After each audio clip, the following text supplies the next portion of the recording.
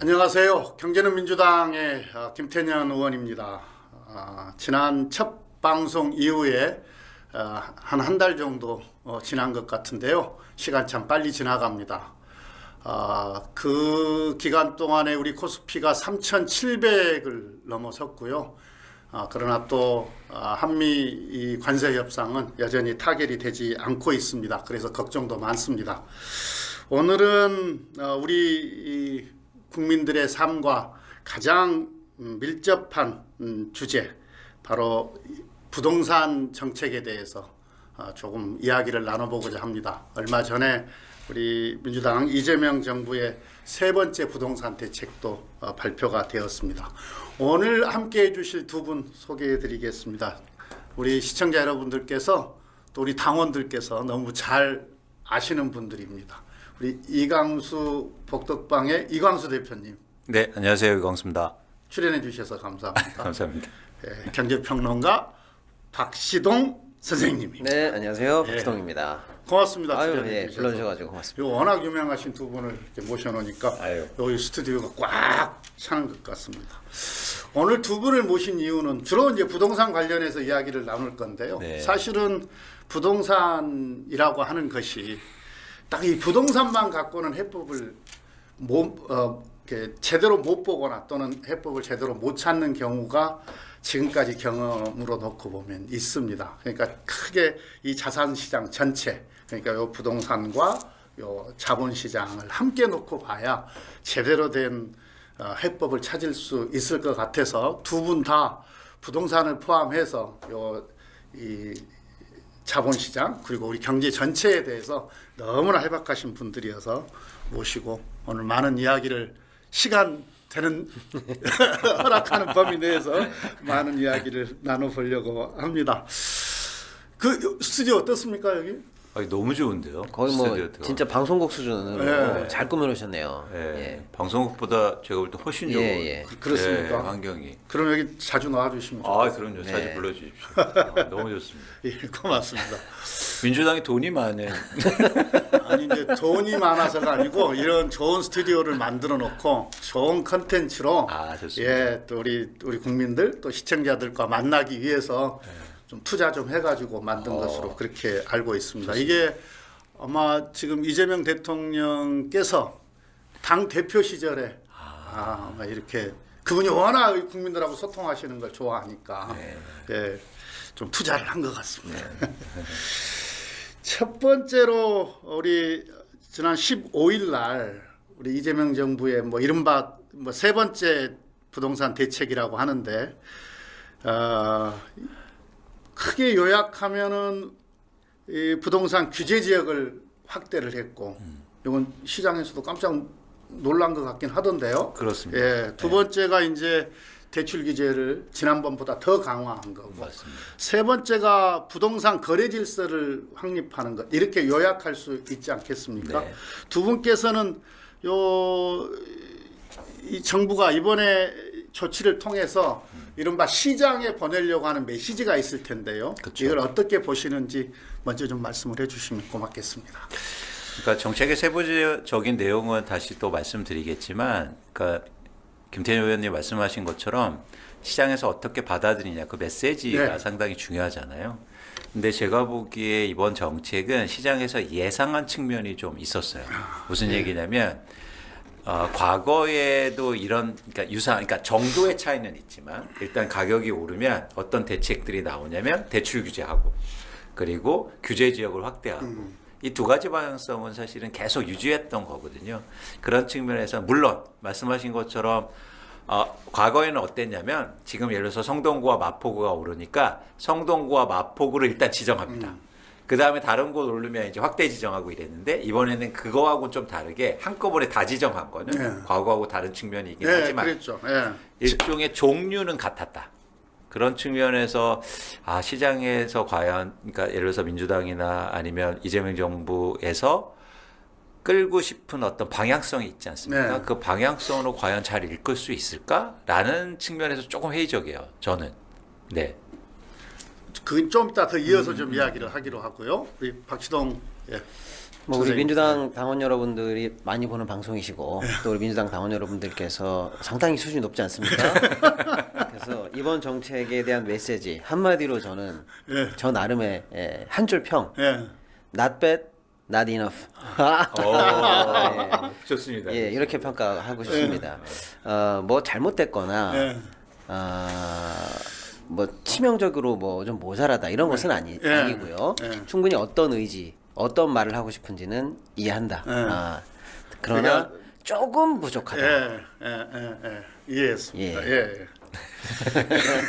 아니, 그러니까 제가 뭐 솔직히 말씀드리면 이제 다른 채널이나 곳에서는 요즘 제가 정책 나오고 막 뭐라고 하고 있어요. 예, 제가 보고 왔어요. 예. 근데 의원님 저 진심을 아시죠? 예, 예, 알고 있습니다. 예. 저는 그거를 뭐 비난하고 이런 게 예, 아니라 그거 아닙니다. 예. 진짜 잘했으면 좋겠다. 꼭 성공했으면 좋겠다고 하는 염원이 간절한 게 전 느껴졌어요. 그래서 오늘도 많은 말이 대화를 말이 나눴었고. 지금 달리고 예. 있으니까 예. 그러니까 저는 제가 미력 하나만 채찍을 더 가열차게 하고 싶다.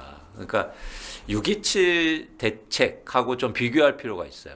그러니까 6.27은 너무나 좋은 정책이었어요. 네. 그건 그때도 두 가- 호평을 하셨어요. 맞습니다. 예. 두 가지 측면이요. 뭐냐면 첫 번째는 과거에 없던 새로운 정책이었어요.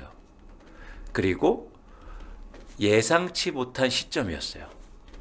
그래서 시장을 충분히 정책의 목적, 대책의 목적대로 끌 수 있다고 전 판단한 거예요. 예. 실제로 빠르게 시장을 안정시킨 측면이 있었습니다.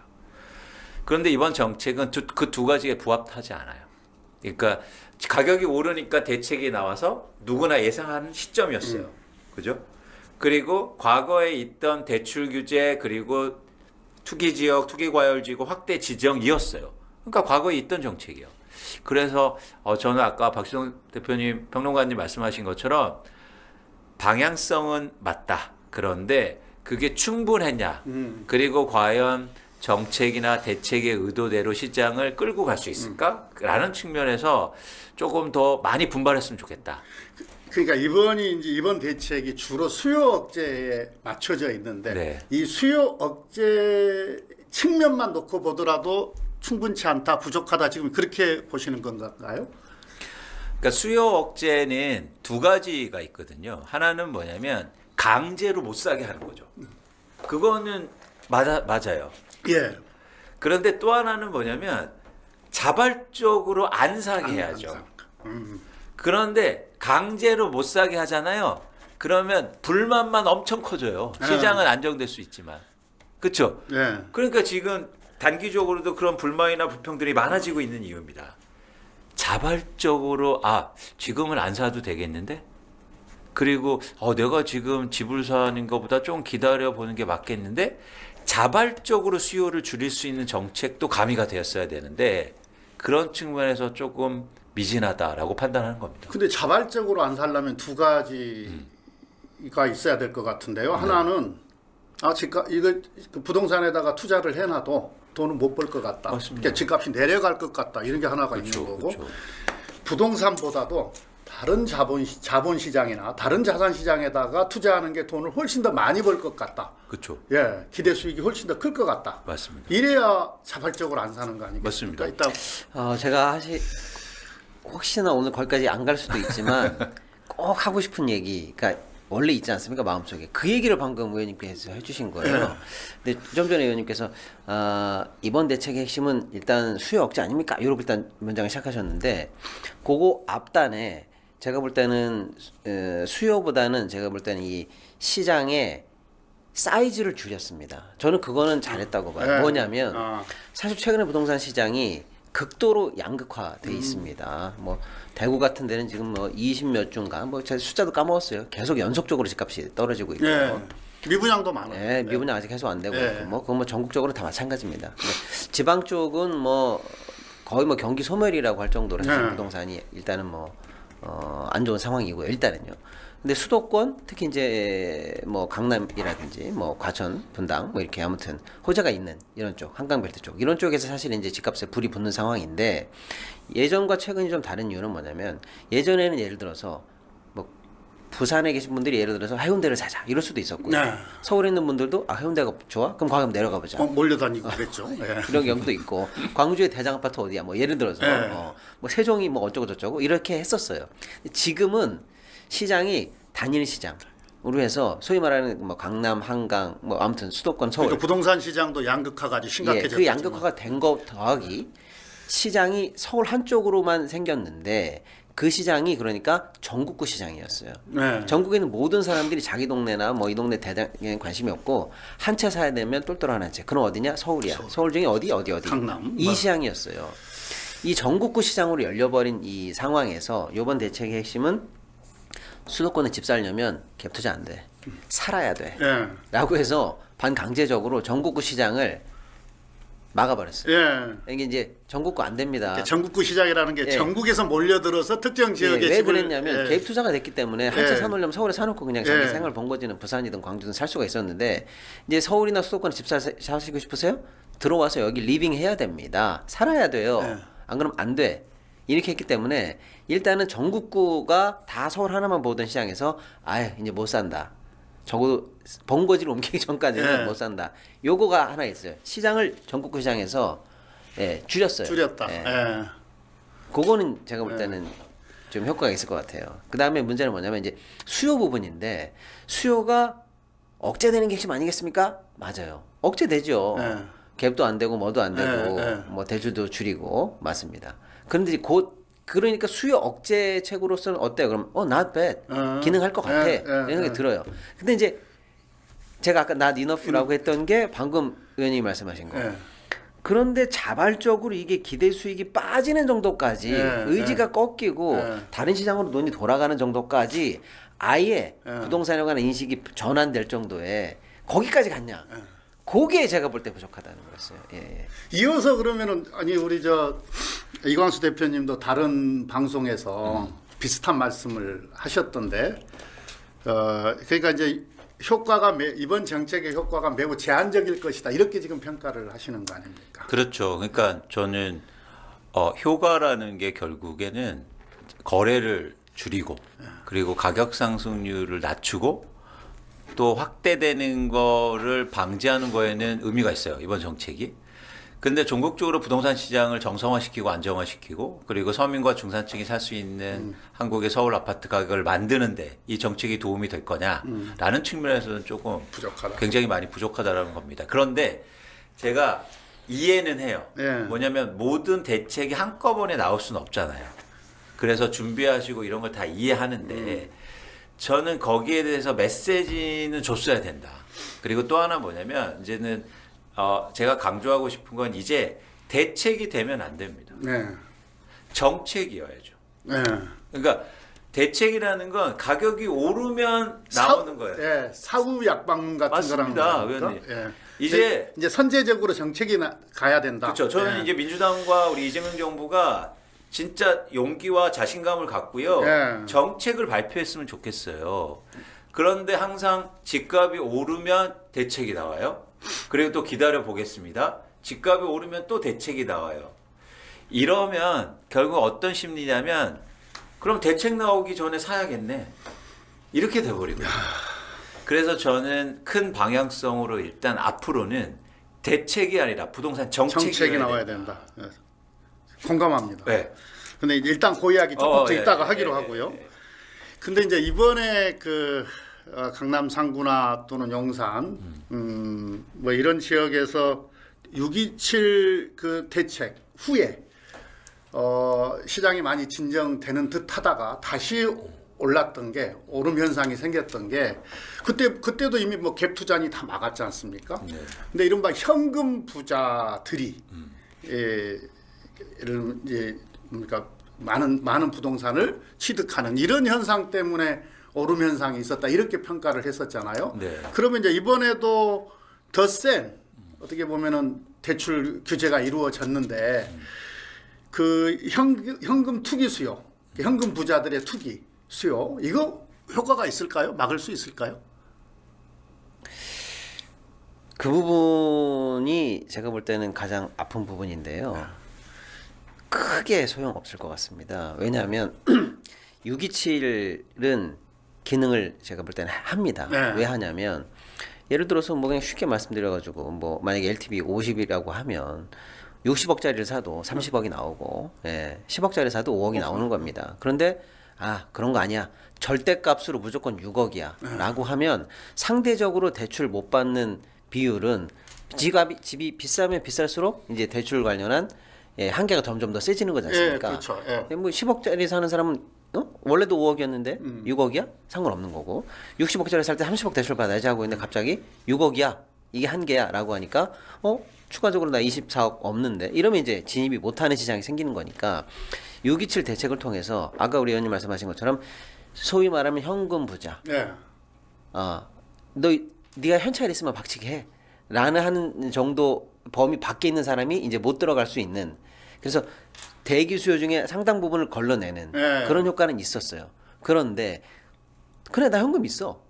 그리고 나 여기 사치자라도 상관없어. 대출 안 받아도 안 받아도 집 살 괜찮아. 수- 6억은 나한테 별 허들이 아니야라고 네. 생각했던 생각했던 사람들 또는 6억 정도를 가지고 또 갈아타기를 할 수 있는 나름대로는 C 등급에서 예를 들면 6억 갖고 B로 올리고 B에서 A로 올려갈 수 있는 그 정도 레버리지가 나는 가능하다는 사람들한테는 기능이 안 되는 대책이었던 거예요. 그런 상황에서 이번에 6억을 집값에 따라서 4억이나 4억, 2억으로 2억. 낮춰졌지 않습니까? 근데 이제 방금 말씀드린 것처럼 그런 사람들이 현재 이제 남아 있는데 그 남아 있는 사람 중에서 특히 강남 입성이 가능하거나 거기를 생각했던 사람들에게는 6억에서 2억으로 줄었다. 이거는 뭐 큰 효과가 없다. 없을 수 있다. 그 정도 범위는 그 사람들한테는 원래 고려 대상 밖이다. 이렇게 볼 수가 있습니다. 그래서 이번 대책이 오히려 강남을 제외한 다른 곳에서 6억을 레버리지로 해서 갈아타려고 하는 중급 정도에 해당하는 뭐 10억에서 2억 사이 정도에 해당하는 중산층에게는 추가적으로 2, 4억을 더 어떻게 마련하지라고 하는 부담이 있을 수 있습니다. 그런데 아예 그 위에 있는 레벨에 있는 집들을 하는 사람들에게는 상대적으로 큰 타격은 없을 것 같다. 이제 그래서 이번 대책에 대해서 비판하시는 분들이 그러니까 현금 부자들의 어떤 뭡니까 이 투기 수요는 못 막으면서 청년들이나 이런 오히려 이제 정말로 내 집 마련을 해야 되는 그런 청년들을 포함해서 실수요자에 대한 기회만 박탈한 거 아니냐. 또 이런 비판을 또 하잖아요. 예를 들어서 저희가 방금 의원님의 좀 전 질문이 이게 강남 이쪽에 효과가 있을까요? 라고 했을 때 제가 그 시장에는 효과가 좀 약할 것 같다. 제한적일 거다 말씀드렸는데 이렇게는 얘기할 수 있지만 갑자기 비판이 과해졌다고 보는 부분이 뭐냐면 청년층의 무슨 또는 처음 집 사는 분들에 대해서 사다리가 끊겼다는 등 이런 비판이 지금 좀 과도하게 나오고 있다. 저는 그렇게 봅니다. 나옵니다. 예를 들어서 방금 말씀드린 것처럼 강남이나 용산에 집 살 수 있는 청년들이 사다리가 끊어졌다. 청년이 강남에 집을 어떻게 사요? 자기 노력으로 용산에 20억, 뭐 강남에 40억짜리 집을 어떻게 삽니까? 그 사람들은 쉽게 말하면 이제 부모한테 그래도 한 10억, 20억씩은 증여를 받든지 해야 되는 거고 부부 합산 연봉이 적어도 각자 뭐 3억에서 5억은 돼야 되는 그런 사람들이 거기를 생각하는 사람들인데 아까 말씀드린 것처럼 그런 정도 되는 사람한테는 큰 타격은 없을 거예요. 2억을 추가로 못 구하겠어요. 그러니까 거기서 말하는 청년의 주거 사다리가 이번에 끊겼다. 그거는 과도하다. 우리가 말하는 보통 청년들 이제 처음 사회생활하면서 앞으로 첫 직장을 막 근처에서 집을 사야 된다. 기자들도 그 이야기 많이 곧 신혼집을 사야 된다라고 하는 우리가 말하는 보통의 대한민국 청년들에게는 집값 걷어차기, 사다리 걷어차기 그건 아니에요. 그건 오히려 과도한 비판이고 그런 비판하는 보수지 내지는 국힘 일각에서 나오는 비판들은 자기들이 강남 부자인가 보죠. 실제로 이렇게 구매 능력, 대출을 받아서 할 수 있는 구매 능력까지 다 따져 보면은 실상에는 맞지 않는 그런 또 비판들이 많이 있는 것 같아요. 정책 대출 중에서 신혼부부라든지 청년 관련한 그런 정책은 여전히 그건 이번 제안과 상관없이 살려놨어요. 그러니까 일반적인 모든 청년의 집값 사대를 걷어찼다. 이건 좀 비판이 과도하다. 사실과도 맞지 않다. 저도 그렇게 생각합니다. 그 일부에서 말이죠. 뭐 우리나라의 어떤 고전적인 그 이야기일 것 같기도 한데 부동산 경기가 살아야 그나마 경제가 돌아간다 이런 이야기들이 있지 않습니까? 부분적으로 뭐 틀린 이야기는 또 아니기도 한데 근데 오히려 지금은 부동산 상승이 가계 대출을 늘려가지고 크게 보면은 이 소비와 성장을 위축시키는 이런 현상이 나타나지 않습니까? 그렇죠. 그 우리나라뿐만이 아니라 사실은 또 중국도 그래요. 그래서 지금 부동산 상승이 경기 부양이 아니라 우리 경제에 부담을 주는 큰 리스크다. 이 부분을 우리 시청자들께서 쉽게 아실 수 있도록 좀 정리를 한번 해주시면 고맙겠습니다. 그러니까 그 지점에 대해서 저희가 같이 공통된 의견을 가질 필요가 있는데 예를 들어서 그러니까 민주당과 그리고 이재명 정부의 주택 정책 그리고 부동산 정책의 목표는요. 네. 부동산 가격을 낮추는 거에 있어야 된다고 저는 생각해요. 그런데 그 이유가 예를 들어서 서민과 무주택자가 집을 살 수 있는 여건을 만들겠다라는 넘는 게 있다는 거죠. 그건 뭐냐면 첫 번째, 지금의 한국의 경제 성장률이 저성장으로 가고 있습니다. 저성장으로 갈 때는 가장 중요한 게 자산의 배분의 문제예요. 그리고 또 하나 뭐냐면 결국엔 경기를 부양시키기 위해서 그게 재정 정책이든 통화 정책을 써야 됩니다. 네. 근데 부동산 가격이 오르면요 모든 정책이 무력화돼요. 쓸 수가 없어요. 예를 들어서 보세요. 지금처럼 서울의 아파트 가격이 계속 오르면 금리 못 낮출 겁니다. 그러면 경기가 계속 위축될 텐데 부동산 시장 때문에 경기를 끌어내리는 예. 경기가 예. 예를 들어서 부양책을 못 쓰는 이런 상황이 연출될 가능성이 있다. 두 번째, 아까 말씀드린 것처럼 자산의 배분의 문제인데 예를 들어서 집값이 계속 오르면 이거는 결국엔 생필품과 내가 기본의 주거를 해야 되는데 거기에서 비용이 많이 증가하면 네. 다른 데 돈 쓸 데가 없잖아요. 예, 주거 비용이 늘어나면 가처분 소득 주는 거죠. 예. 근데 가장 예를 들어서 소비 성향이 높은 세대가 3, 40대인데 네. 3, 40대가 주택이 무주택자 비율이 가장 높지 않습니까? 그러면 집값이 오를수록 소비 성향이 높은 세대가 더 돈을 안 쓰게 될 거예요. 왜냐하면 집을 사기 위해서 돈을 모으든지 아니면 대출을 일으켜서 집을 사면 이자 비용 나가고 원금 갚는데 다 쓰기 때문에 그래서 소비가 급격하게 위축되면서 경계를 끌어내릴 거라는 거죠. 예. 세 번째는요. 우리나라 가계부채가 지금 2천조 원이 넘는데 대부분 부동산 대출에 있죠. 네. 그런데 부동산 가격이 계속 오르면 상관없을 수도 있는데 영원한 건 없습니다. 만약에 부동산 가격이 떨어지기 떨어질 시작하면 수도, 한국에 경제 위기가 올 수도 있다는 거예요. 그렇죠. 그러니까 예를 들어서 이재명 대통령께서 말씀하신 것처럼 일본처럼 가격이 떨어지기 시작하면요. 우리나라는 그러면 장기 불황에 갈 수밖에 없답니다. 그걸 예비하기 위해서 부동산 가격을 지금이라도 낮추기 시작해야 된다. 예. 그러니까 이 빚 중심의 금융 구조에 대한 체질 개선. 그렇죠. 지금 해야 된다. 지금 이 말씀. 그죠. 그래서 경제를 위해서예요, 이건. 물론 그 안에는 무주택자가 살 수 있는 집을 내 집 마련할 수 있는 시장을 만드는 것도 중요하지만 예. 우리나라 경제 그리고 우리 아이들 미래를 위해서 이거는 반드시 집값을 안정시켜야 되는 당위론이 있는 겁니다. 네, 이게 부동산이 왜 경기를 잡아먹냐면요. 이게 너무 쉬운 얘기예요. 예를 들어서 이제 그 나라 평균 1인당 국민 소득하고 중산층이 살 수 있는 평균 집값하고 딱 보면 우리가 선진국의 3배입니다. 예를 들어서 이제 미국에서 멀쩡히 대학 나오고 좋은 직장 들어갔어. 그럼 너 연봉 얼마야? 예를 들어 그런 사람들 연봉이 3억이에요. 근데 그 사람들이 사는 집값이 10억입니다. 근데 우리는요. 소위 말하는 이제 대기업 초봉이라든지 20대, 30대 이제 괜찮은 직장 들어간 사람들 연봉이 그냥 예를 들어 1억이라고 해볼게요. 우리가 서울 시내 중위 아파트 가격이 이미 10억을 넘었어요. 예를 들어서. 그러니까 실질적으로 우리가 다른 나라 경제 규모랑 이런 걸 비교해봐도 우리가 집에 들어가는 비용이 3배 이상 3배. 높아요.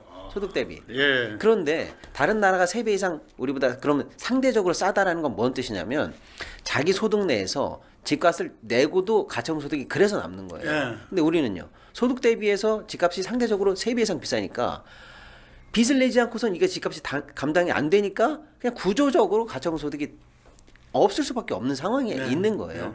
그러니까 모든 사람이 집에 매달리는 순간 모든 사람이 빚만 늘어나고 경제에 도는 돈이 없어지게 되는 거예요. 이게 당연히 문제죠. 근데 문제는 그게 왜 다른 산업이라든지 자본시장을 잡아먹냐면 그리고 이게 돌고 돌아서 우리 경제에 발목을 잡냐면 그냥 한 말씀만 드릴게요. 예를 들면 지금 AI 이재명 정부가 우리가 3강으로 다시 들어가겠다.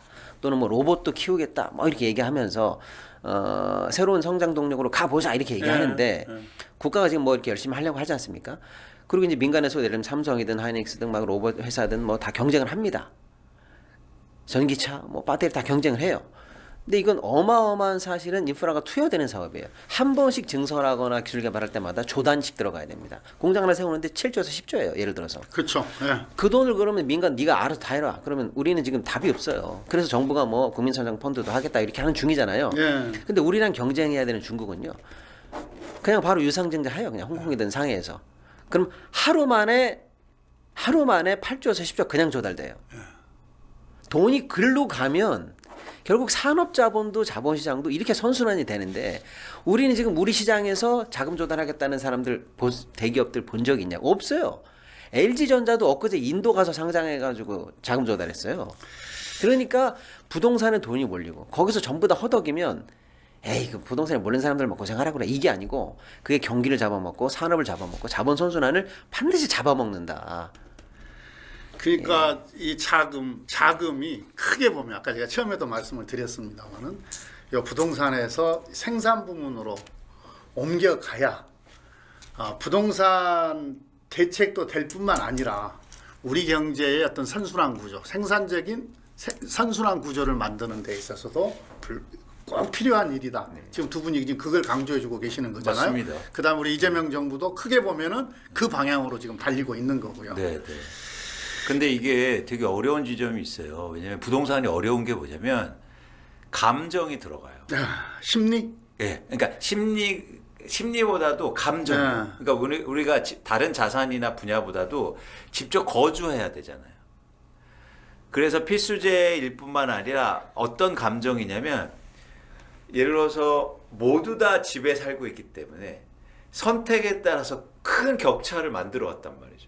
예를 들어서 똑같이 내가 같은 직장에서 다녔는데 갑자기 어느 날 동기가 야 나 이번 무리해서 집 한 평 할까 봐. 근데 이제 반대로 나는 야 지금 집값 너무 비싸지 않아? 정부에서 집값 안정시킨대. 그래서 누군가 이 선택을 했는데 한 번 선택이거든요. 근데 지금은요 자산이 3배 차이가 나버렸어요. 이 감정이요. 그러니까 예를 들어서 지금 주가가 3,700을 가고 있는데 예를 들어서 3,000 정도 됐어요. 이재명 대통령 당선되고 이랬을 때 둘이 이제 동기끼리 얘기한 거예요. 야 이번 주식 사야 되지 않냐? 아이 그래도 한국 주식은 안 돼. 누군가 샀어요. 근데 지금 한 50% 올랐어요. 그러면 나는 그래 그럼 나도 이제 살래가 되잖아요. 예. 근데 부동산 시장 그게 안 된다. 그렇다 보니까 사람들의 감정이 엄청나게 들어가 있고 심리가 그래서 영향을 받고 하니까 이렇게 논리적인 접근이 안 먹힐 수가 있다는 거죠. 자본이 더 높은 데로 수익률이 가야 돼요. 그렇게 만들겠습니다라는 그런 어떤 얘기들이 너무 맞는 얘기인데 그런 쪽으로 정책을 만들고 대책을 만드는데 사람들은 안 따라올 수 있다. 왜냐하면 이 안에 감정이 너무 크기 때문에. 상대적 박탈감도 더 커지는 거고. 예. 그러다 화도 나고. 그렇습니다. 예. 그게 저는요 이제 솔직히 말씀드리면 이제는 오늘 좀 과격하게 말씀드리고 싶은 게 있는데 예를 들어서 종합부동산세가 민주당의 예를 들어서 선거나 영향을 줬냐? 전 그렇게 생각하지 않아요. 뭐냐면 세금을 도입했는데도 집값을 못 잡아?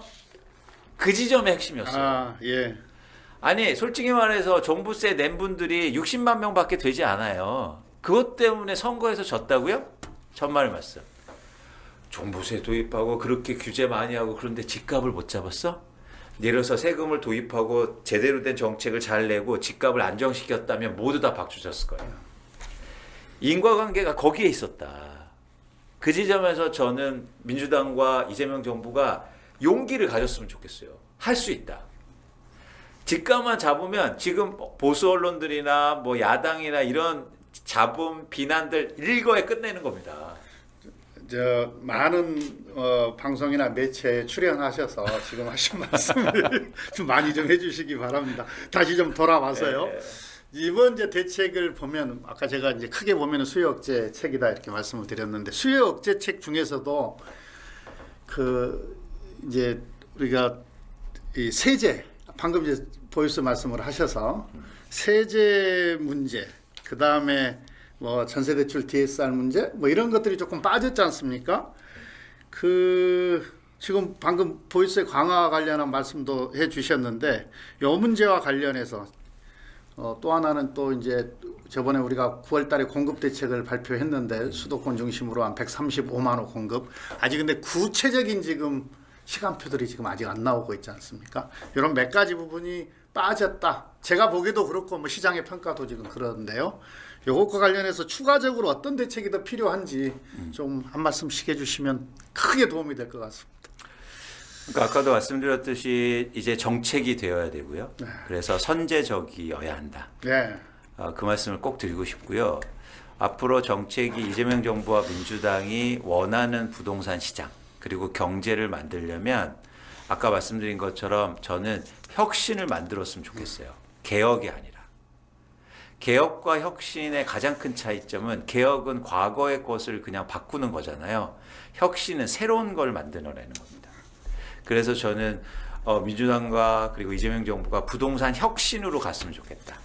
라는 그런 전체적인 방향성을 말씀드리고 세부적으로 가보면 이제 그 안에서도 여러 가지 전술과 전략이 필요하겠죠. 그래서 이제 몇 가지만 이제 말씀드리고 싶은 건 예를 들어서 아까 좀 이제 세제 의원님 세제 말씀하셨는데 예를 들어 시장의 지금 가장 큰 문제는 뭐냐면 1주택자를 중심으로 해서 1주택자를 유지하면서 계속 갈아타기를 하는 거거든요.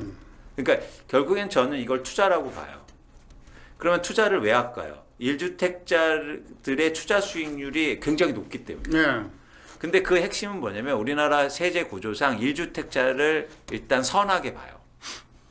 가리지 않아요. 저도 그렇게 보는 편입니다. 실거주자와 그리고 그냥 1주택자를 갖고 있는 사람. 네, 실거주자, 그렇죠. 거주하면서 소유하시는 분들, 그렇죠. 1주택. 근데 이제는 구별해야 된다. 실거주자와 투자 목적의 1주택자는 구별해야 돼서 그래서 실거주 안 하면 예를 들어서 1주택자에 대한 비과세 혜택을 금액별로 예를 들어서 고가주택 같은 경우에 비과세를 없애야 됩니다. 지금은요 1주택자가 100억을 벌든 200억을 벌든 비과세예요. 각종 공제를 좀 정비해야 된다 이 말씀인 거죠. 그렇죠. 그래서 고가주택인 경우에도 돈을 많이 벌었으니까. 네. 그래서 실거주 안 하고 그리고 투자로 갖고 있는데 1주택자라고 그래서 양도세를 과도하게 비과세해 준다? 그리고 감면해 준다? 이거는 일단은 고려사 이렇게 하면 안 된다. 그렇기 때문에 그렇게 되면 사람들이 1주택자를 유지하면서 투자를 계속할 유인이 없어지는 겁니다. 그러니까 보호와 관련해서는 명확하게 실거주 1주택 소유자에 한해야 한다. 지금 그 말씀을 그렇죠. 하시는 거죠. 그리고 저는 반대로 이거는 일종의 세금을 증세하는 건데 네. 인센티브를 또 강화해야 된다고 봐요. 인센티브. 왜냐하면 실거주자의 1주택자는 지금보다 더 세제 혜택이나 혜택을 더 주는 겁니다. 그래서 사람들이 구체적으로 뭡니까 인센티브는 어떤 것이 있을 수 있는지 한번 제시를 좀 해주시면 좋겠는데요. 예를 들어서 장기로 더 갈수록 지금 네. 10년 이상이면 다 동일한데 네. 장기로 갈수록 감면 혜택을 더 크게 주는 거죠. 예. 그러면 오래 살 유인이 되는 거예요. 예, 거주 기간에 따라서 그렇습니다. 차등하자. 예, 그래서 내가 내 집에 오래 살고 뭐 갑자기 팔아서 막 옮겨 다니고 이런 유인을 줄여드린 거예요. 사람을 움직이는 힘은 두 가지인데 하나는 뭐냐면 끄는 것도 중요합니다. 미는 것도 중요하지만. 그래서 저는 인센티브도 당연히 같이 고려 사항이에요. 예, 당연한 거죠. 예. 근데 우리는 그동안 부동산 세제 구조가 계속 사람들 미는 거였어요. 그러니까 옷을 여미죠.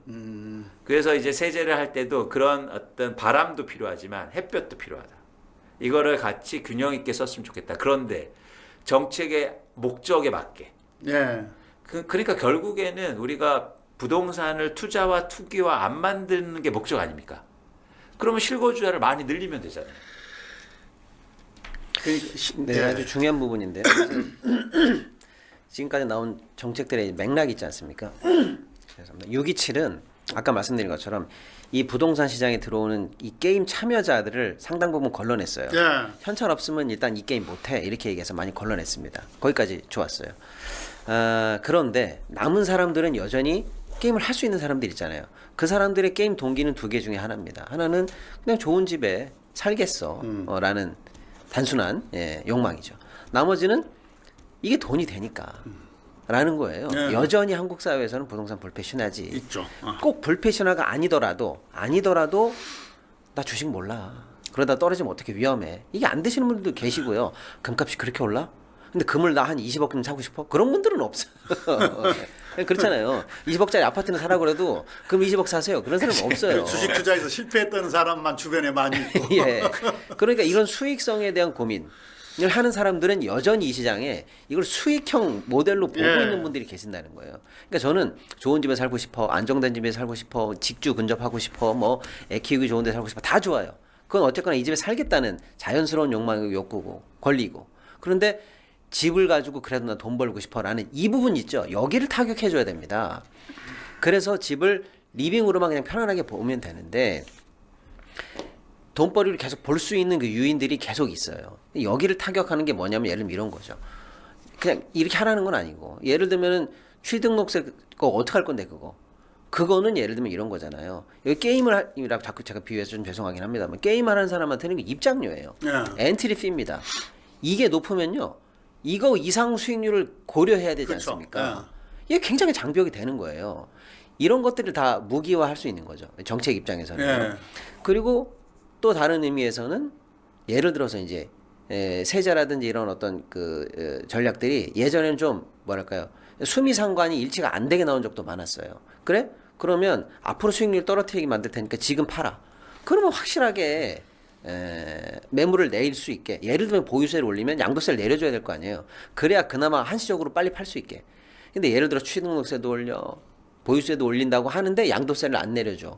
에이 그럼 양도세 물리느니 그냥 갖고 있지 뭐. 이렇게 해가지고 매물을 네. 잠기게 만들면서 나이스하게 수미상관하게 이렇게 좀 안 나오는 감도 있었어요. 그러니까 세제라든 이런 것들을 만들 때는 이제 확실하게 수익률에 타격을 주겠다고 마음 먹었으면 거기를 노리고 또 제대로 매물이 나와서 이제 수익이 안 된다라는 믿음을 줄 정도로 아주 치밀하게 나와야 된다라는 거고 이광수 대표님 말씀이 사실은 핵심인데 뭐냐면 3주택자 중과세 해야지.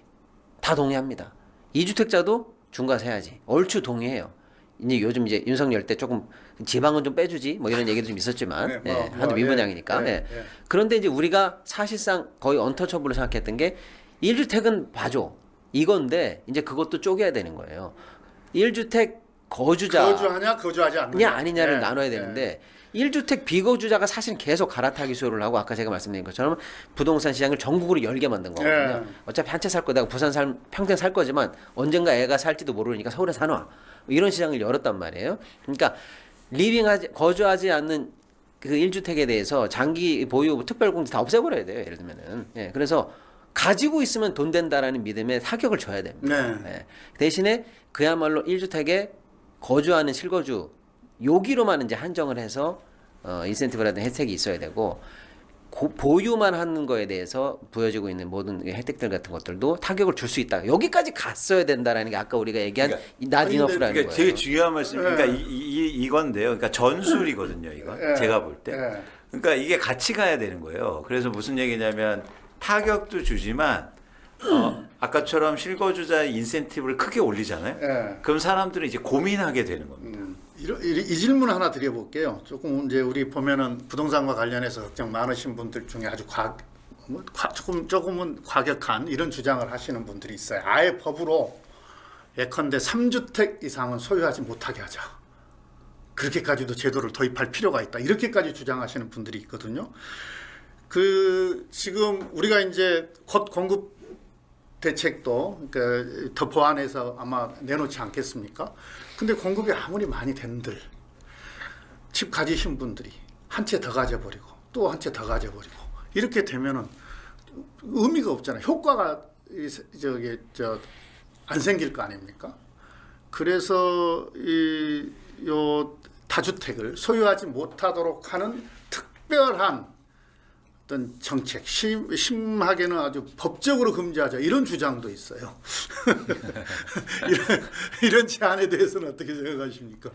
근데 그런 정책을 얘기하는 그러니까 의도는 뭐냐면 그만큼 강력한 정부가 의지를 보여줘라라는 거라고 전 보고 있고요.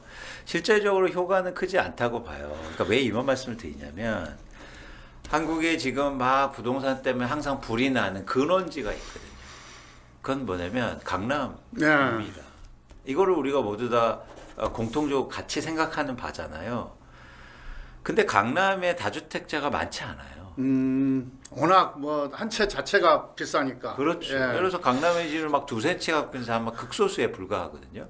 또 한 채만 갖고도 기대 수익이 워낙 높으니까. 그렇죠. 그래서 그냥 한 채로 몰려온 수요들이 문제가 생긴 건데 지금 그거에 대한 현실 인식을 떠나서 다주택자를 막 외곽의 다주택자고 거기서 임대차 수요를 또 충족하고 있는 상황인데 다주택자 규제를 하면 이를 발화의 근원점에 영향은 안 미친단 말이죠. 그래서 조금 더 저는 그게 의미가 있을까? 효과가 있을까? 그런 측면에서 좀 회의적입니다. 야, 네, 뭐 사실은 뭐 그 정도까지 물론 법적으로 뭐 토지거래 허가제도 합헌인데 3주택부터 금지 뭐 그 뭐 가능하겠죠. 예. 그런데 이제 말씀 주신 것처럼 과격하다고 비판만 받고 네, 사실은 네. 효과는 없을 것이다. 크게 잔불 정리에 도움은 안 될 것 같아요.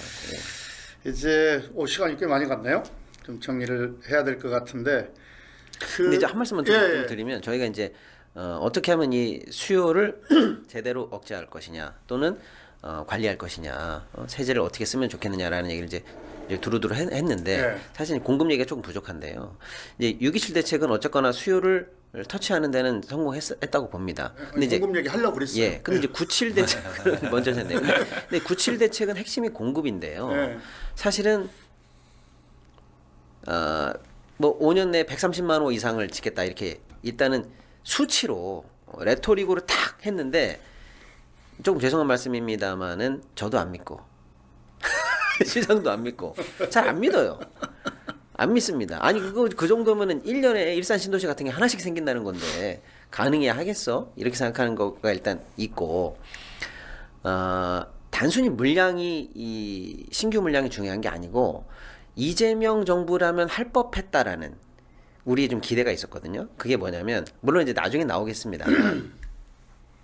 그냥 몇백만 원 이게 중요한 게 아니고 좋은 집이 충분히 공급될 거고 내가 대출 받아서 영끌해서 10년씩 20년씩 인생을 다 바쳐서 집을 사야 되는 이 한국 사회에 메커니즘 자체를 끊어낼 수 있겠구나라는 그런 기대가 있는 공급 대책이 있잖아요. 예를 들어서 뭐 싱가포르 방식의 예. 확실한 공공주택. 공공주택. 좋은데 그냥 뭐 한 20년씩 살아도 아무 문제 없는.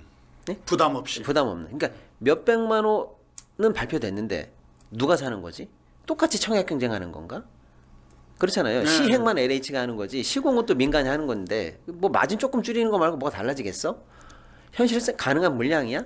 이러니까 이게 우리가 얘기하는 제대로 된 진보 정부의 모습도 아니었고 좀 부족했고 그 뻥 던진 그 130만 호라는 수치도 믿지 않았고 그래서 이 부분이 제가 볼 때는 오히려 신뢰 의구심을 해소 못했어요. 근데 이제 우리 국민들 이런 이야기 많잖아요. 우리 국민들께서 집이 자산 증식의 수단 이렇게 인식되어지기 때문에 아까 이렇게 공공주택이나 이런 정책들도 효과를 보기가 힘들 것이다. 또 이렇게 주장하시는 분들도 많이 있어요.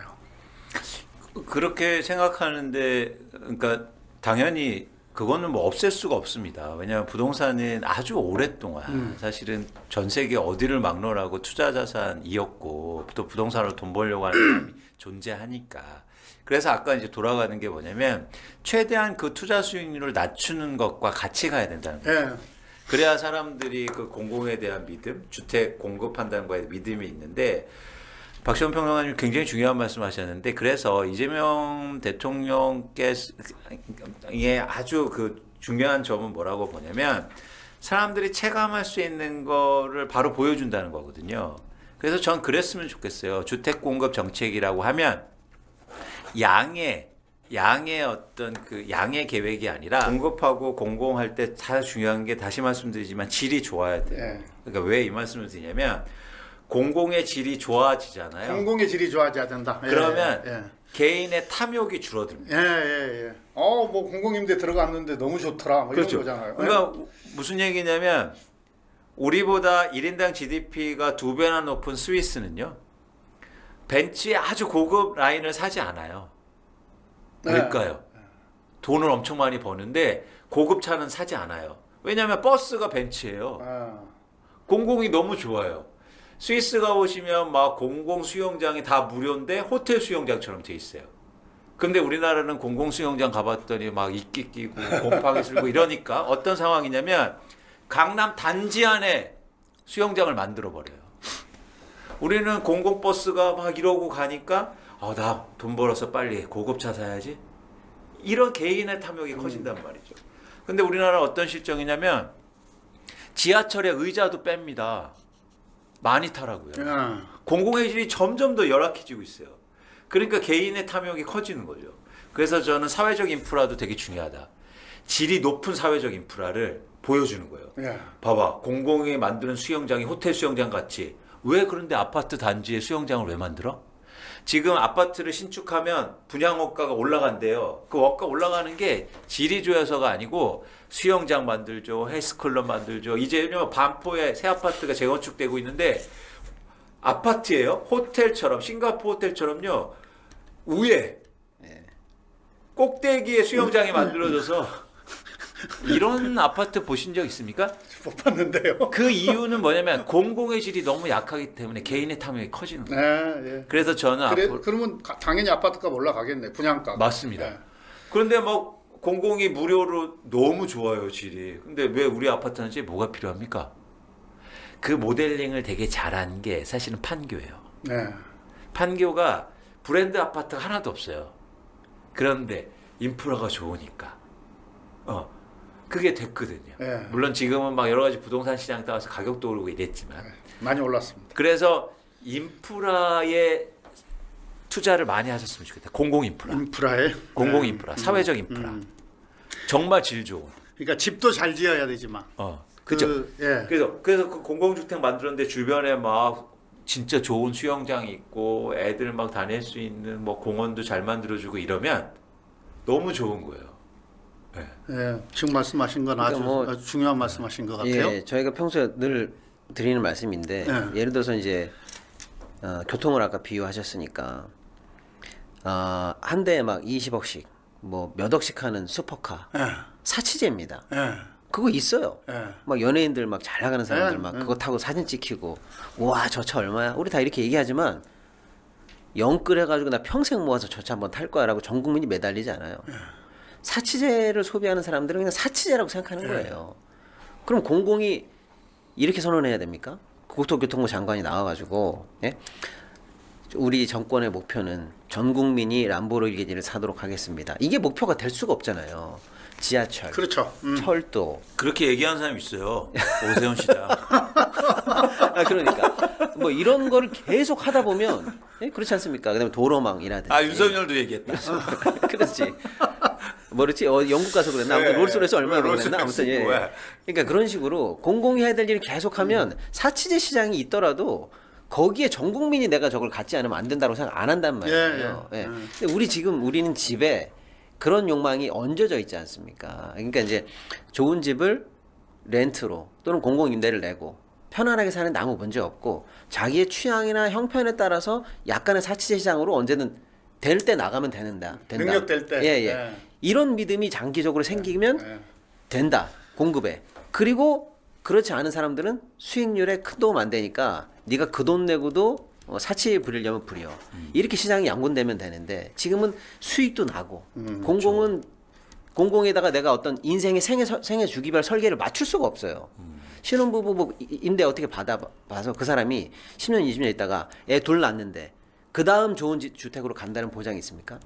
공공 라인에서 없잖아요. 생애 주기별 설계가 안 따라와요. 맞아요. 그러니 뭐 전 국민 수익성이니 뭐니 해서 민간 시장에 막 매달려가지고 아파트 청약 받으려고 하고 누구는 받았다고 못 떠고 되고 이런 전체적인 근본적인 개혁을 이재명 정부는 할 수 있다. 할 거다 우리가 이렇게 믿었는데 아직 여기 조금 덜 나왔기 때문에 많이 덜 나왔으니까 마음이 좀 급한 거죠. 오늘 요 방송도 많이 참고가 되어서 그 부족한 부분들은 근데 왜냐면요 이제 시간이 보완될 수 없는 게 있을 거라고 뭐냐면 봅니다. 우리는 이해하죠. 우리 같은 사람들은 이해하는데 이 정책의 의미를 뭐냐면 일단은 아까 말씀드린 것처럼 뭐 130만 원 5년 내에 하겠다. 당장 돼요? 안 돼요. 돼도 10년이에요. 알고 있죠. 근데 또는 이런 공급 모델이 좀 있으면 나오겠지. 좋은 정책이 좀 가다듬어서 나오겠지 해도 그것도 사실은 몇 년 걸릴 수 있습니다. 그럼 그때까지 기다릴 거야? 아니잖아요. 그때까지 수요를 잡겠다는 거잖아요. 그 공급이라든지 이재명 표 정책의 맛이 보여지기 전까지 시간이 미스매치되고 있잖아요. 네. 쇼티지가 났잖아요. 이거를 그냥 내버려둘 수 없으니까 그래가지고 지금 잡고 있는 거예요. 우린 이해가 돼요. 되는데 그 끝이 정말 달콤한 청사진이 나와줘야 또 그 기간이 짧아야 이게 버텨지지. 다 홀딩 시켜 그리고 다 얼음 이러고 오래 못 가기 때문에 좀 우리는 마음이 급하다. 그렇죠. 근데 서둘러기도 해야 되겠지만 제대로 된 어떤 종합적인 정책 이런 게 좀 나와야 될 것 같고 지금 방금 말씀하셨던 말씀 중에 공공이 짓는 주택이 그 주택 자체로서의 질도 좋아야 하지만 거주 인프라, 이 인프라, 사회적 인프라 이것도 아주 훌륭하게 만들어야 된다. 예. 그리고 저는 의원님도 이제 지역이 계시지만 지역의 사회적 인프라 투자를 많이 해주셨으면 좋겠어요. 예. 그래서 정말 주민들과 시민들이 공공을 이용하는데 너무 좋은 거죠. 공공의 시설이. 그리고 그래서 거기 가서 자유롭게 하고 이러면 개인의 탐욕과 욕망이 줄어들게 돼 있습니다. 그래서 그런 거에 더 많이 신경 써주시면 좋겠다. 예, 그런 거죠. 그런데 그 안에서는 차별이 없잖아요. 그런 공간을 많이 만들어라는 게 사실은 핵심이거든요. 오늘 두 분의 말씀을 우리 의원들하고도 자주 이야기하고 또 이게 정책화될 수 있도록 또 예산에 반영될 수 있도록 그렇게 좀 노력을 해 보겠습니다. 그게 이제 우리가 지금 우리 정부의 방향을 보면 부동산 시장은 안정시키고 또 자본 시장도 정상화시켜서 결국은 생산적 금융으로 전환시키겠다. 지금 이 큰 방향을 가지고 지금 정책들을 설계하고 또 지금 시행하고 있는 거 아니겠습니까? 결국은 이게 이제 어떻게 보면 코리아 프리미엄으로 이렇게 만들어지는 그 코리아 프리미엄이 만들어지는 그런 큰 방향의 정책이 될 텐데 이 구상이 완성되기 위해서 꼭 필요한 것들이 뭐겠는지 좀 한 말씀씩 해주시면 고맙겠습니다.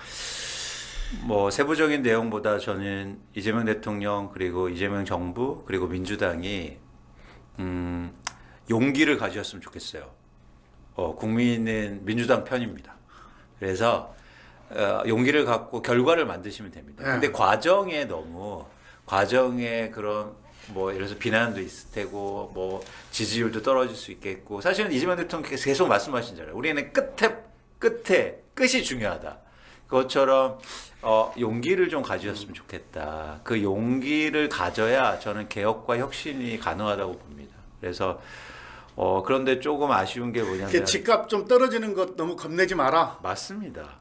지금 그 말씀이신 네. 거죠. 그리고 단기적으로 표 조금 떨어질 수 있죠. 용기 가지셔다. 결국엔 승자는 마지막이다.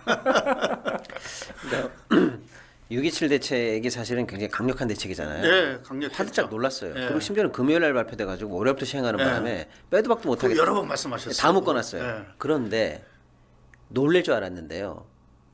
60~70%인가? 그렇죠. 지지율이 엄청 높았어요. 네. 그 정책 잘했다고 국민들이 네, 박수 네, 쳐줬어요. 네. 부자들도 박수 쳤어요. 왜냐하면 우리 자식 세대를 걱정하는 거고, 예? 또 나도 이렇게 사다리 타면서 매일매일 업그레이드 해야 되는 내 인생이 힘들어요. 그거 좀 우리 모두 다 멈춰달라고 하면 나도 멈출 건데 다 안 멈추고 달려가는데 나만 멈추면 벼락거지 되고 이제 힘들잖아요. 이 생애 주기가. 근데 다 멈추게 하겠다라는 메시지가 박수 쳐준 거거든요. 예. 그러니까 부동산에 관해서는 오히려 국민들을 믿고 또 국가의 진짜 백년지 대계를 생각하면서 네. 과감한 정책을 하면 정치적으로도 오히려 나쁘지 않을 것 같다. 저는 그렇게 생각이 들고요. 이제 다만 이재명 정부의 플랜이 그거지 않습니까? 일단 부동산 시장 안정화하고 네. 자본시장 정상화해서 네.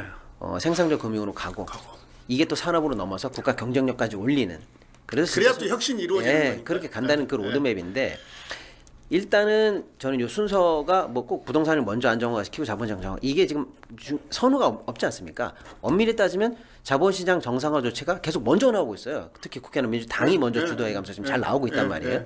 그래서 조금 조심스러운 건 오늘 부동산이 주제이긴 합니다만은 어쨌거나 부동산이 삐걱삐걱 거리고 조금 모자란 거 아니야 이런 얘기를 하더라도 고개를 돌리면 자본시장이 이걸 받아줄 수 있다는 믿음이 계속 쌓여지면 자본시장에서 돈을 훨씬 더 많이 벌 수 그렇죠. 있다고 하는 기대가 있으면 예, 맞습니다. 옮겨오겠죠. 그리고 예. 어저께만 해도 부동산 대책 관련해가 뭐 보수 쪽에서도 막 계속 공격하고 뭐 이렇게 저렇게 하고 있는데 예.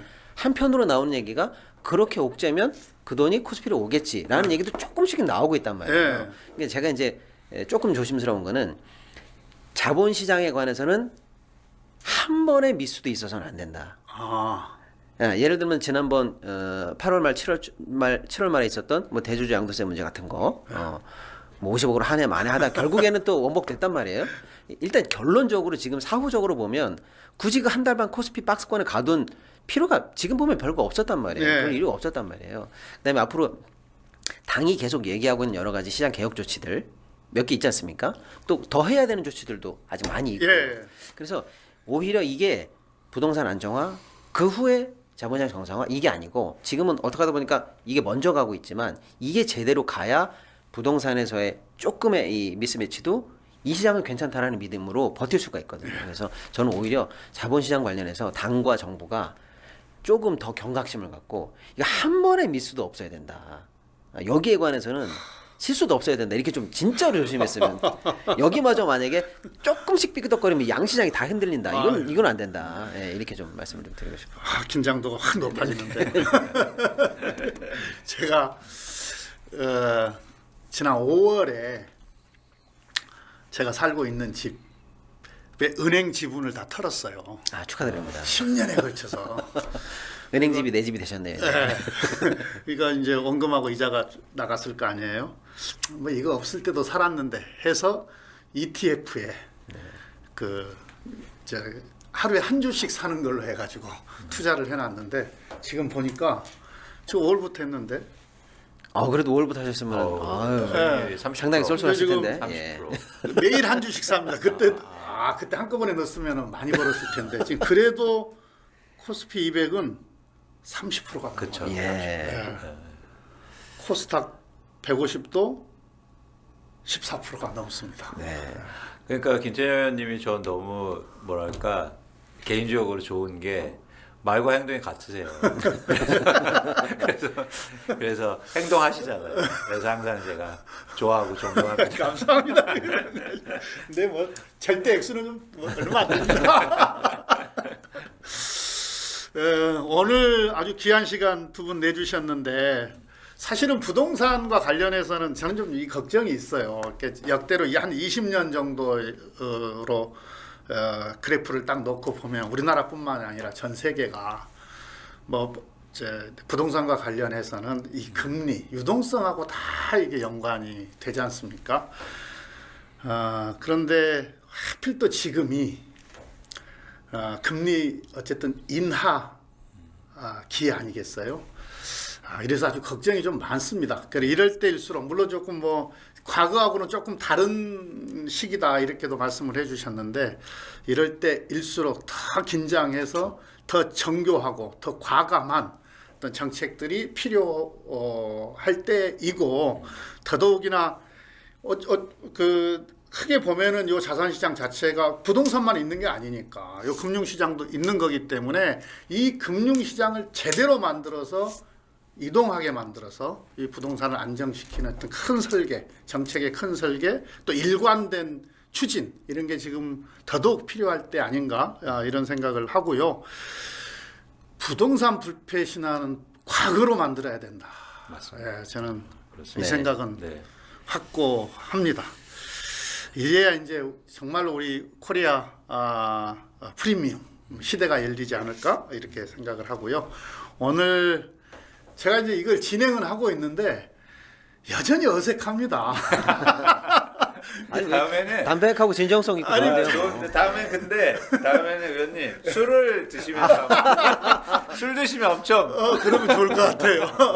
아니 뭐 자주는 아닙니다만 패널로 나가서 질문을 주시면 답은 했는데 이렇게 진행을 하려고 하니까 여전히 어색하긴 한데요. 하여튼 그래도 시청자 여러분 최선을 다해 보겠습니다.